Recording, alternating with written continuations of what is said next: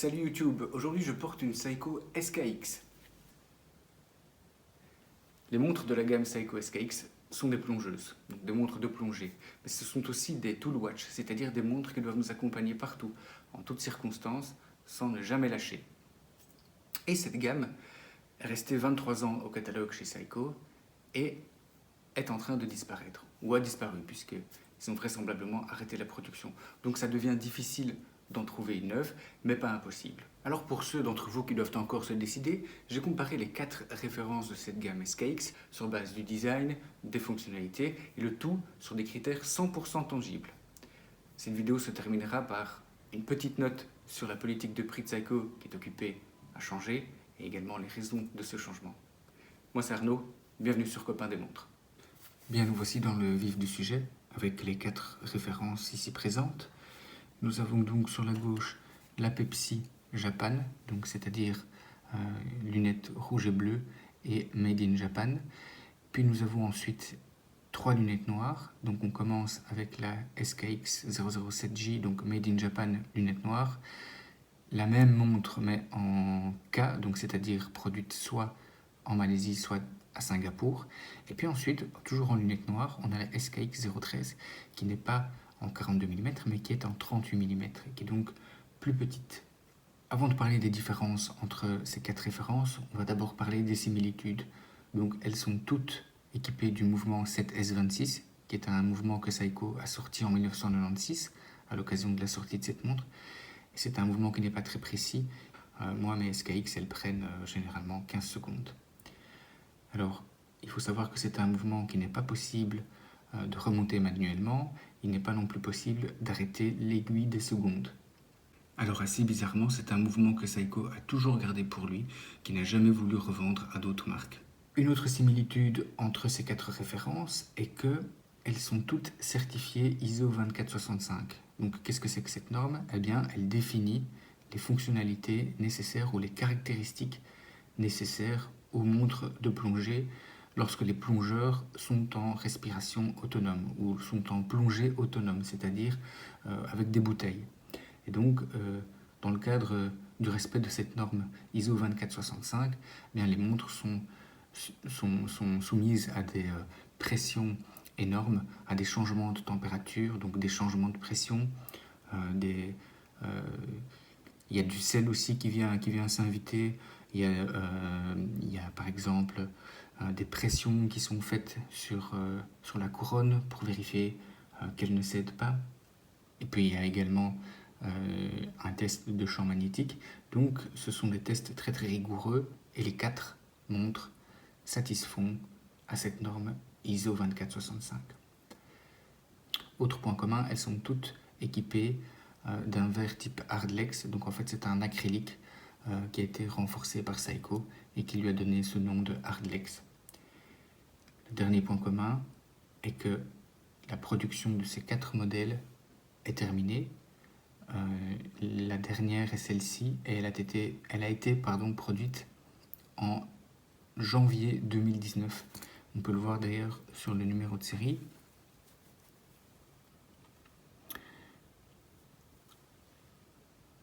Puisque ici il commence par 9 et 1, donc 9 comme 2019 et 1 comme janvier. Alors, pour plus de facilité, j'ai retiré les nettos de ces 2 montres-ci parce que ça me permettait de les manier plus facilement en vous en parlant.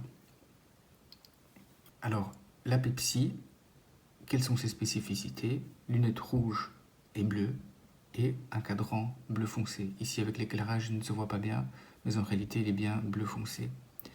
L'avantage de la Pepsi est que lorsque un plongeur va s'immerger, eh bien, il va mettre l'index ici central sur la grande aiguille et lorsqu'il aura fait une plongée de 20 minutes, eh bien, il aura toujours été dans le rouge. Donc, c'est-à-dire que dans les 20 minutes, il peut ressortir sans observer de palier de décompression. Et donc, la Pepsi lui permet, avec cette zone rouge de 20 minutes, eh bien, de voir où il en est plus facilement. Donc, c'est en réalité le seul avantage qu'offre la Pepsi, si ce n'est le fait également d'avoir un petit peu de couleur. Alors nous avons ici les modèles J, ça veut dire Made in Japan, et les modèles K, ici, qui veulent dire Singapour, Malaisie. Il faut savoir que la SKX013 n'est pas produite au Japon. Donc entre ces modèles Made in Japan, et ces modèles K, eh bien, qu'est-ce qu'on a comme différence? Premièrement, sur le cadran, les modèles Made in Japan ont l'inscription 21 Jewels. Ils ont également l'inscription Japan. Sur le mouvement, il y a aussi l'inscription Japan, alors que ici, sur les modèles K, eh bien, il n'y a pas ce 21 Jewel, il n'y a pas cette inscription Japon. Donc, je veux dire, sur le cadran, les versions K sont un petit peu plus dépouillées. Moi, ça me plaît beaucoup. Je ne comprends pas pourquoi est-ce qu'il a fallu mettre 21 Jewels ici. C'est un petit peu curieux. Moi, je préfère le cadran de celle-là. Il faut savoir que les versions Made in Japan ne sont pas disponibles d'emblée avec un bracelet métal. Il faut le rajouter par la suite.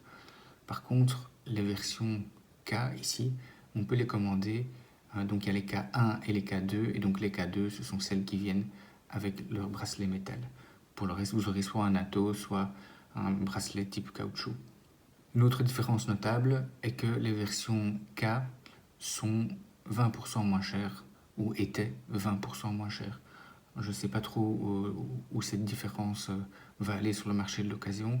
Ceux qui ont des Japan disent que ce sont les Japan qui sont les plus recherchés, et je crois honnêtement que ceux qui ont une K eh bien, s'en fichent complètement. Au niveau des mensurations,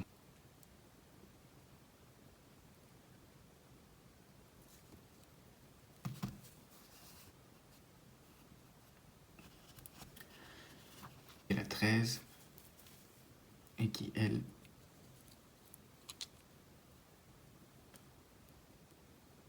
présente 38 mm de diamètre.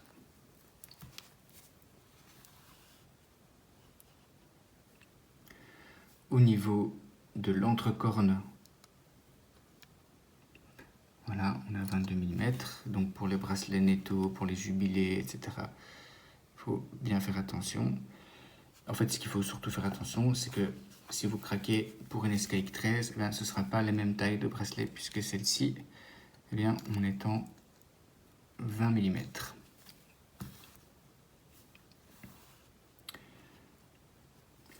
Alors au niveau de la taille, ou plutôt de la hauteur des montres, on est à 13 mm, pardon. Voilà. Y compris d'ailleurs pour la SKX13. Il n'y a strictement rien qui change.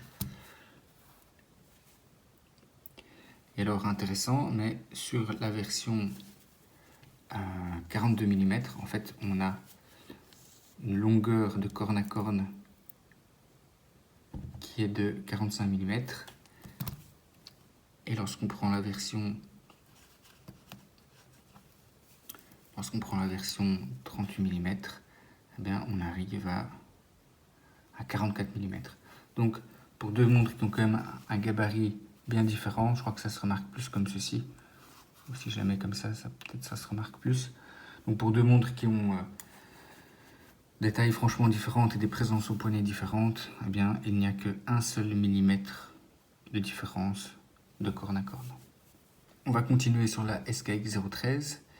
Quels sont ses points marquants par rapport aux autres? Donc, on a ici une trotteuse qui est un petit peu différente, puisque si vous regardez, je vais les mettre d'abord dans le bon sens, voilà. Donc, si vous regardez, la trotteuse donc de la SKX13, qui se trouve dans ma main droite, eh bien, présente un petit point de peinture luminescente sur le bout de la trotteuse, donc le bout qui montre les index, alors que sur la SKX007, eh bien, c'est ici, sur le contrepoids. Alors, visuellement, ça fait quand même une petite différence. Et la norme ISO 2465 prévoit qu'à tout moment, le plongeur doit être capable de vérifier que sa montre fonctionne bien.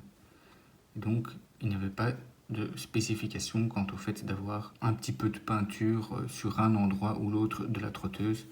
Ici, sur le modèle 42 mm, Seiko l'a mis sur le contrepoids et le plongeur peut directement voir que ce petit morceau bouge et que donc sa montre fonctionne encore. Une autre différence notable qui est pour moi la plus grande différence est que on a une couronne qui est beaucoup plus petite sur la SKX 0013. Donc ici elle fait, on va mettre les deux, hein. Donc ici on a la 42 mm. Et en fait quand on regarde ici, je vais les mettre comme ça, voilà. Et je les remets dans le bon sens. Voilà, donc en fait ici, la SKX 13, elle a une couronne qui est 1 mm plus petite, donc on parle de 6 mm et 7 mm ici. Et cette couronne plus petite, je trouve ça assez curieux que Seiko la propose, puisque d'un point de vue de la hauteur, c'est la même chose. Et je trouve que cette petite couronne handicape un petit peu l'appréhension et l'utilisation et le maniement de cette couronne. Il y a une meilleure préhension avec la couronne des 42 mm. Donc, est-ce que visuellement ça aurait fait une différence? Je ne sais pas. Est-ce que Seiko a tout simplement tout, entre guillemets, rapetissé au prorata de 42 à 38? Je ne sais pas non plus. Toujours est-il que moi j'ai l'impression aussi que les index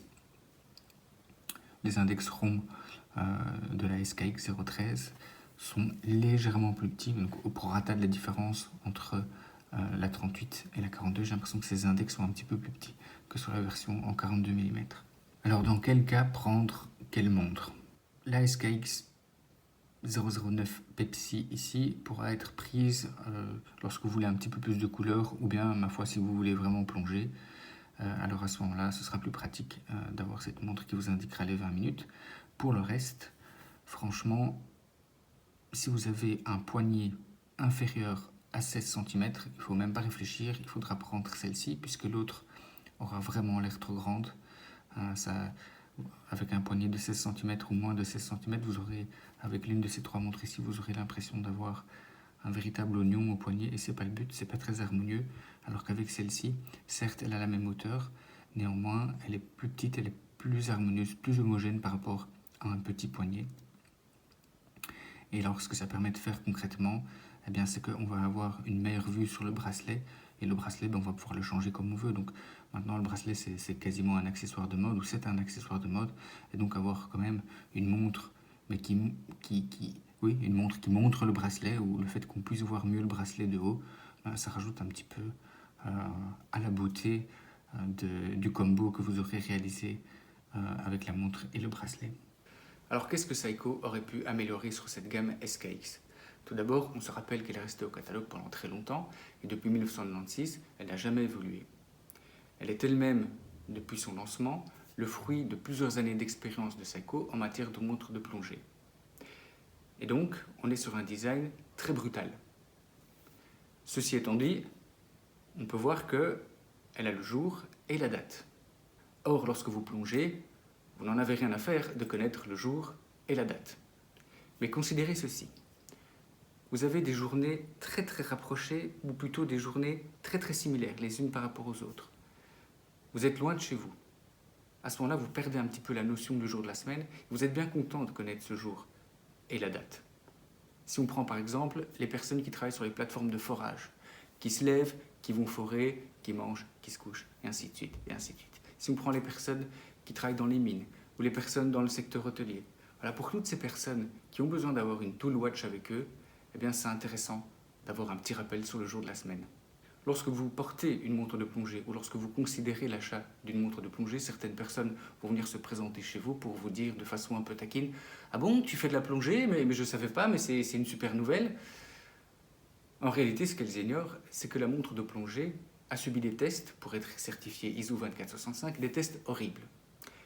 Et que donc, là où le poignet va survivre, la montre survivra aussi. En réalité, quand on achète une montre de plongée, on achète plutôt une tranquillité d'esprit. C'est ça qu'on achète. Parce que ceux qui font vraiment de la plongée, ils ont vraiment maintenant des ordinateurs au poignet, qui n'ont plus rien à voir avec une montre de plongée traditionnelle. Alors on va parler marketing, avec Seiko qui pendant toute la durée de la vie de la gamme SKX a maintenu une politique de prix très très bas. Comment s'en rendre compte? Il suffit de regarder les autres montres du marché, celles qui sont certifiées ISO 2465, vous allez voir qu'elles sont 5 à 10 fois plus chères. On a vu aussi qu'il y avait des modèles K et des modèles J. Le modèle K donc produit en Malaisie, là où le revenu moyen est 3 fois inférieur au Japon. Seiko a donc réalisé des économies et cette économie, il décide de la répercuter directement sur le consommateur. On le voit aussi au niveau du contrôle qualité. On ne compte plus le nombre de Seiko avec des cadrans qui ne sont pas tout à fait alignés par rapport à la lunette. Voilà, c'est quelque chose qui, dans les autres marques de premier plan, n'arrive pas. On voit aussi qu'au niveau de la date et du jour, on ne sait jamais sur quel jour ou sur quelle langue du jour on va tomber. On achète sa Seiko et puis on se rend compte que oui, on a le jour en anglais, mais dans les autres langues, on peut très bien tomber sur un jour en français, un jour en arabe, un jour en espagnol. Et donc, qu'est-ce que ça a eu pour conséquence? C'est que, premièrement, tout le monde a commencé à se parler, parce qu'on voulait connaître, tiens, et toi, t'as quoi comme pays, et toi, t'as quoi comme langue, et c'est quoi ton numéro de série, est-ce que tout est bien aligné chez toi, etc., etc. Donc, ça a commencé à parler entre les utilisateurs de Seiko SKX, mais des utilisateurs qui étaient globalement très très satisfaits. Parce que même si ce contrôle qualité n'était pas toujours top top, néanmoins, la norme ISO, elle était respectée et la montre était solide et fiable. Qu'est-ce que cela a eu comme autre conséquence? C'est que certains revendeurs ont eu accès à des petites poches de revenus. Donc ils se sont profilés comme étant du côté des consommateurs en disant « Oui, la lunette n'est pas toujours alignée par rapport au cadran, mais moi je peux te la remettre en ordre ou même je peux te vendre un produit que je vais choisir moi-même dans l'étalage et qui aura un cadran et une lunette bien alignés. » De même, ce vendeur pourra tout aussi bien choisir la langue du jour de la semaine. Si on veut un jour en français ou un jour en espagnol ou en arabe, il suffira de lui demander.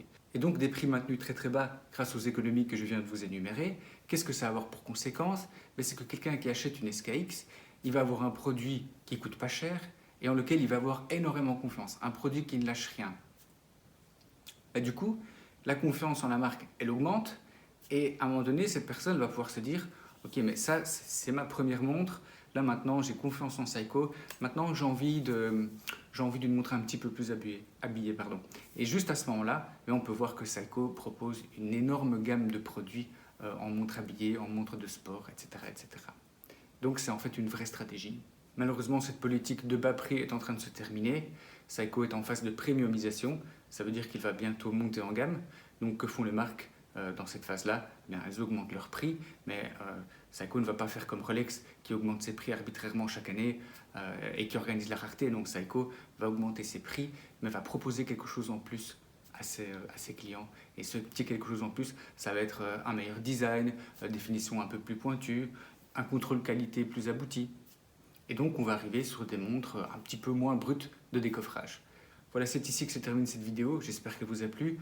De mon côté, je mets un point d'honneur à vous parler de montres que j'ai eues au poignet, ou des montres que j'ai eues vraiment en main. Ça me permet d'en parler plus facilement, plus spontanément. Si c'est quelque chose qui vous touche, si c'est quelque chose qui vous parle, abonnez-vous et je vous dis à bientôt. Ciao!